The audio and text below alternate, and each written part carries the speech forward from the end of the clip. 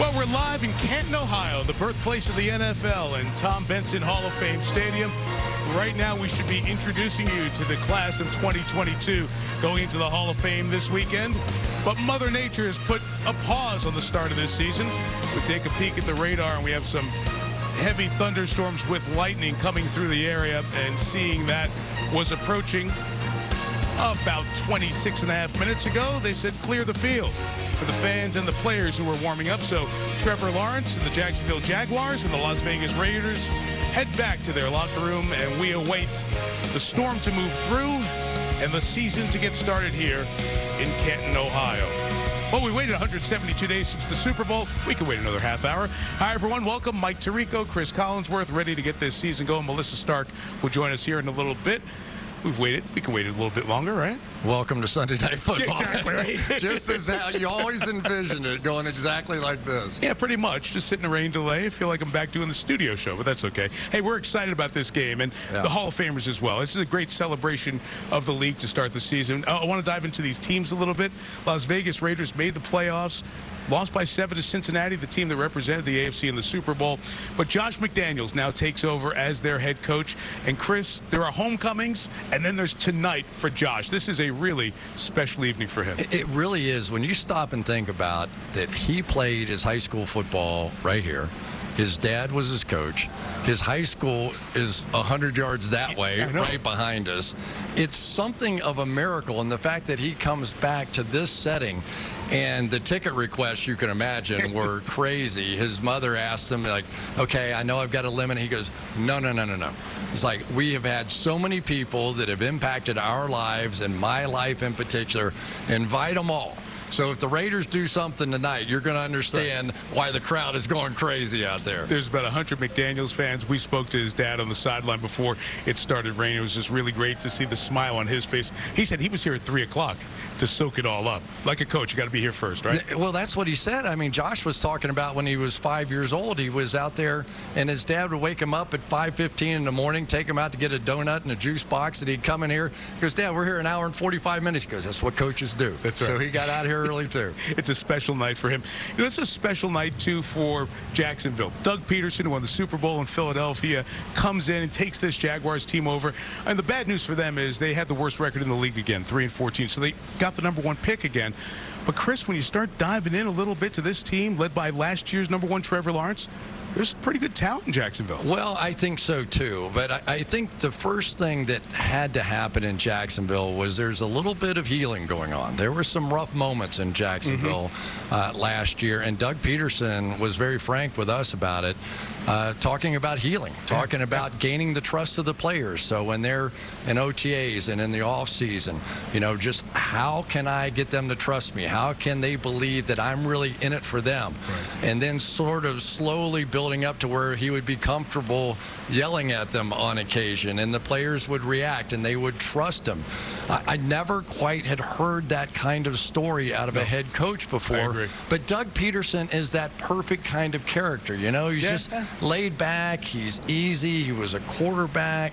So for Lawrence, you've got to think, hey, this is a guy that understands me, understands my position, and this team feels pretty comfortable right now. Yeah, and with 2 first-year head coaches, we have a lot of guys when they get on the field tonight trying to prove themselves, because as you know, new coach, new opportunities, spots are wide open on both rosters. So we're watching this weather, hoping this cell comes through. We had a couple of lightning strikes in the last few minutes. The good news is, as we look off to the west, some of that clearing you see on the radar is headed our way. So we are hopeful of getting going here in a little bit. In the interim, we welcome to our Sunday Night Football team, Melissa Stark will be on the sideline all year, but is back between the locker rooms right now. Melissa, welcome back to the sideline world. Mike, thanks very much. Of course, I thought I'd be on the actual sideline. Instead, we are in the tunnel under the stands, and I have the Jaguars locker room right behind me and the Raiders locker room just right there. The latest news that we have is there is, of course, heavy rainfall outside. Lightning is still in the area. The earliest that the teams could leave the locker room is 8:25 and then start the game at 8:40 p.m. Keep in mind that they are in a non-traditional NFL locker room right now. They are going through their regular pregame routines, but they've traveled so many more guys than they usually travel. The Jaguars have 91. The Raiders have 75. They left the field at 7:34 p.m. They normally would leave the field at 7:40, so it was just 6 minutes early. They're in there. They're trying to stay hydrated, trying to stay loose. They're listening to music, doing all the things that they would normally do before a game, and just hoping that they don't have to wait too much longer. But we'll keep you updated. We share their hopes. We'll stay hydrated and do the same as well here in the booth. So as this storm rolled in, you can see the dark clouds. It's been a very rainy stretch here in Ohio, so we will step aside for a moment.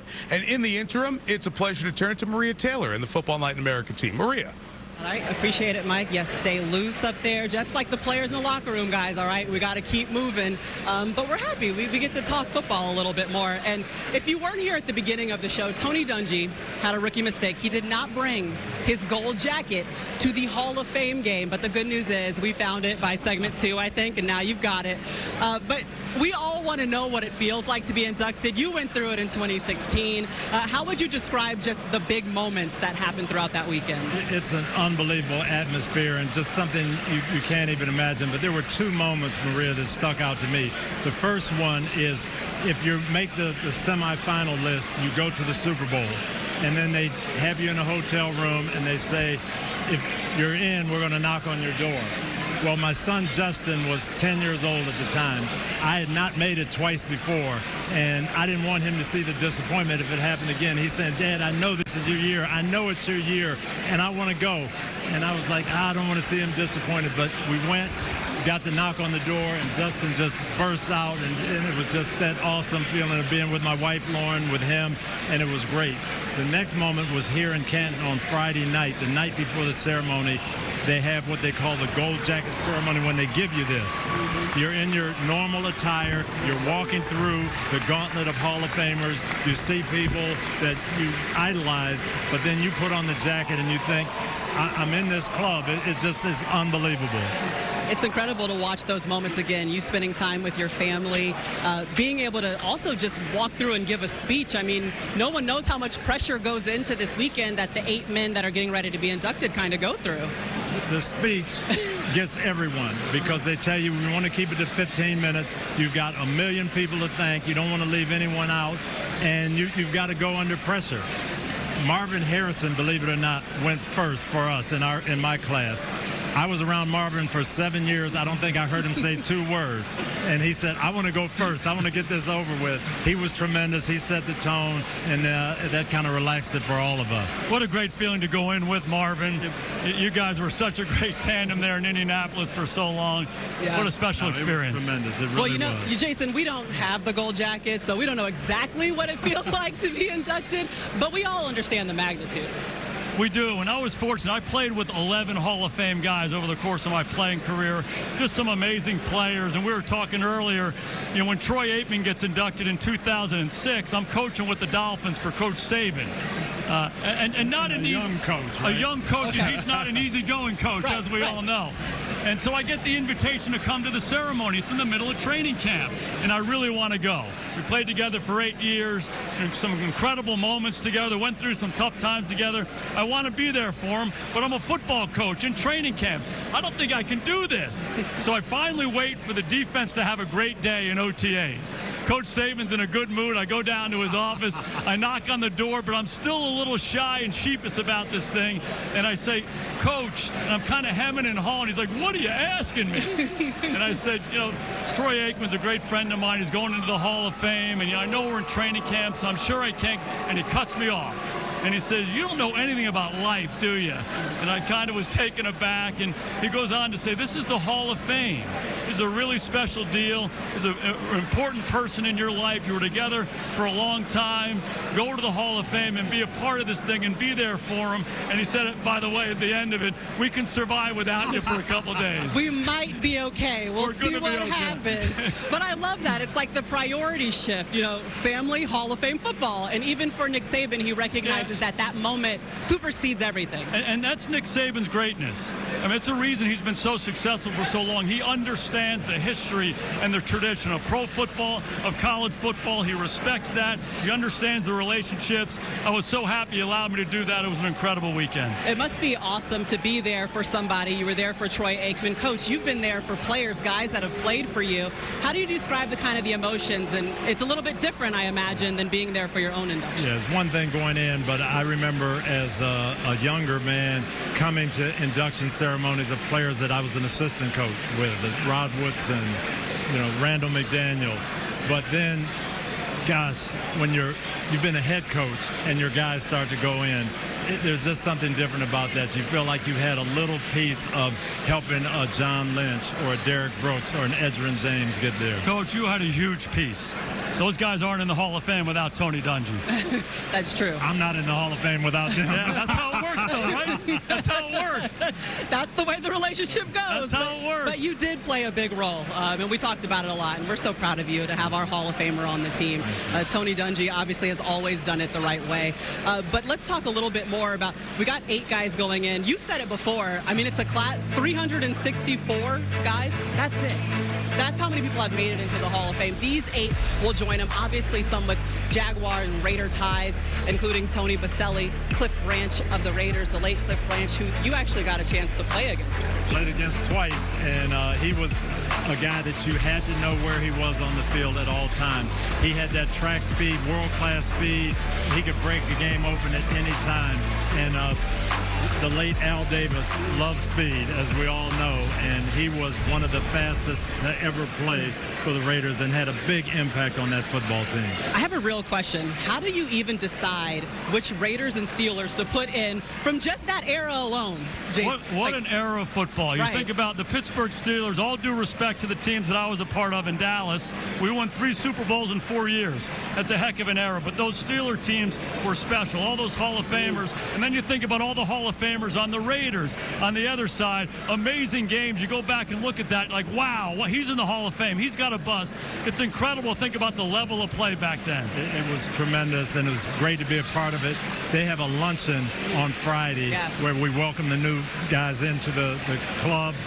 And we kind of have a tradition with the Steelers to get our Steeler table going. And the pictures from that table, it's Mel Blount and Joe Green and Lynn Swann and Franco Harris and Jerome Bettis and Jermani Dawson and Tony Dungy. Yeah, absolutely. What's wrong with this picture? Yes, and Tony Dungy, absolutely. Fit right in, man. Right. Okay, so obviously we're celebrating the Hall of Famers and what they were able to do in the past, and we'll continue to do that as we get ready for this game to actually kick off as we sit here in a weather delay. But guys, let's talk about the season. I mean, we are here for an NFL preseason game, and really the regular season's right around the corner. 2022, the 103rd season of the NFL. If we were to take a broad scope look at what the storylines are going in, Coach Dungy, yours would be what? Mine would be who is going to respond to getting off to a hot start and getting back to football as we know it.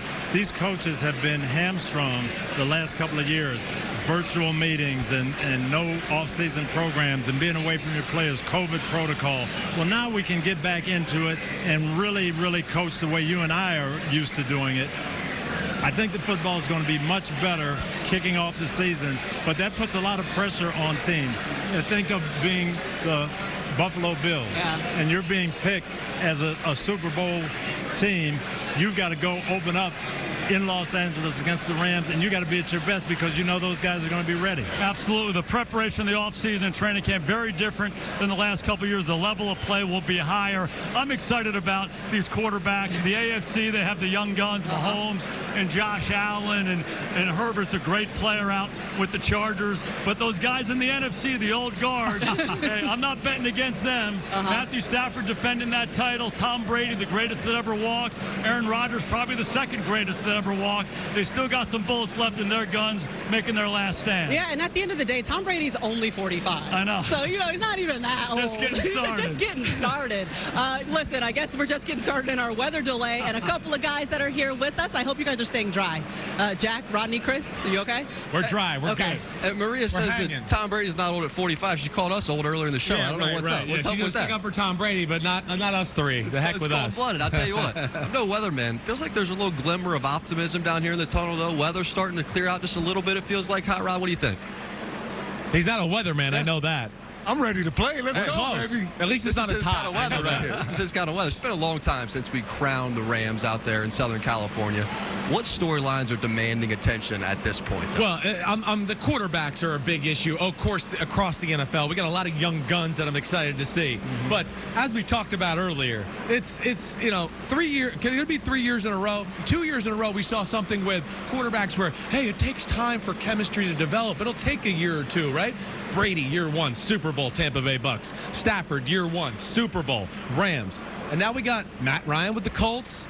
Russell Wilson with the Denver Broncos. Like, could it possibly be 3 years in a row? I'm really excited to see if they can do it. I would say no. You're going to say no? I'll say no. But you do like the Colts and Matt Ryan and that combination. I do. I think Matt is definitely an upgrade at the quarterback position. I look at the experience, the leadership, the consistency in which he played. And you think about the last time Matt had a great running back. He hasn't had anyone like Jonathan Taylor, and that's going to be really, truly be the X factor. Yeah, I'm with you. And Chris Sims, I want to ask you about these young quarterbacks. Seems like every year one of these young guys comes up. It's a power shift in the AFC or in the NFC when they arrive. So who's going to make that Joe Burrow caliber elevation this season, do you think? Well, the guy we're looking at out here, and you know what? I'm gonna like give two people here. All right, yeah. I'm gonna cheat a little. All right, just I usually give you one and go strong here. Hey, it's a weather delay. Take your time, man. The number one pick from last year, Trevor Lawrence. Yes. Okay, is incredible talent. And what I just saw out on the pregame on the field. First of all, he's a physical specimen. I think you would agree with that. And then second of all, I always question some of the,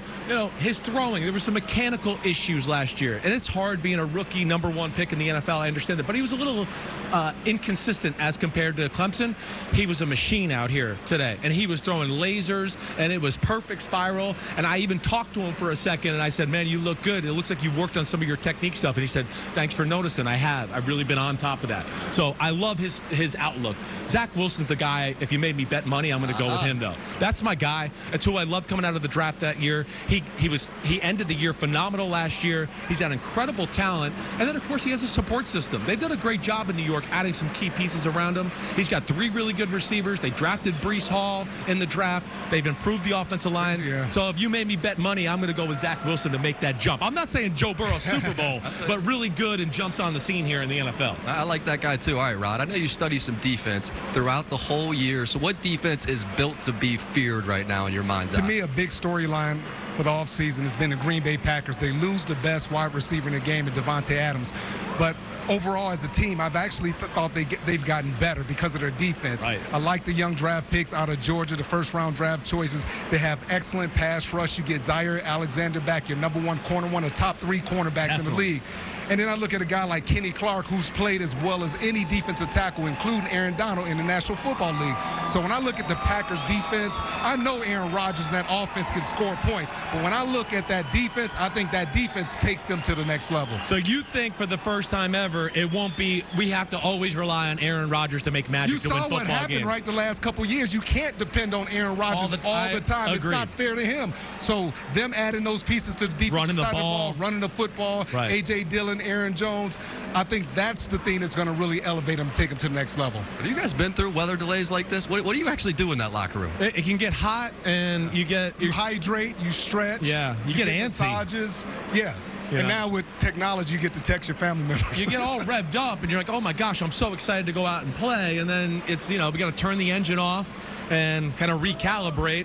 And then you're going to have to rev yourself up again one more time. And that's not always easy to do, but they're young guys and they're football players. That's right. This is stuff, all this stuff is all mental. I got the feeling talking to Doug Peterson that he felt like this was the team he wanted to be a part of. He was intentional about taking this job. He wanted to be in Jacksonville. Do you believe in what the Jags are trying to build down here? Listen, I talked to a bunch of players, and the number one thing I said, how do you guys feel? I've talked to 6 players, and they all told me the same thing. Said, we love the atmosphere.